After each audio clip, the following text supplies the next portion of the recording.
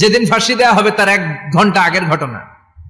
কারা কর্তৃপক্ষের নিয়ম অনুযায়ী, জেল কোডের নিয়ম অনুযায়ী জেলখানার যিনি ইমাম আছে না, উনি 1 ঘন্টা আগে আইসা এই কালিমা পড়ায়, যারা ফাঁসি দেওয়া হবে এর পড়ায় লা ইলাহা মুহাম্মাদুর। তো সাইয়েদ কুতুব শাহিদকে কালিমা পড়ানোর জন্য ইমাম সাহেব আসছে, ফাঁসির বাকি কয় ঘন্টা, এসে বলে সাইয়েদ কুতুব শাহিদ আপনি পড়েন লা ইলাহা ইল্লাল্লাহ।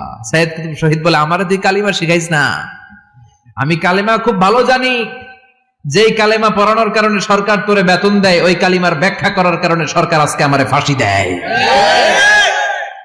তুই কালিমা পড়াস, তোরে টাকার বান্ডিল দেয়, আমি কালিমার ব্যাখ্যা করার কারণে ফাঁসির মঞ্চে দাঁড়াই, চিল্লায় বলেন ঠিক কিনা? তার মানে তোর কালিমা আমার কালিমা এক কালিমা না, এই 2 কালিমার মধ্যে পার্থক্য আছে না নাই? তোর ইমানি চেতনা আমার ইমানি চেতনা এক ইমানি চেতনা নয়। তোরে টাকা দেয়, আমারে ফাঁসি দেয়, তার মানে 2 চেতনা আলাদা, চিল্লায় বলো ঠিক কিনা?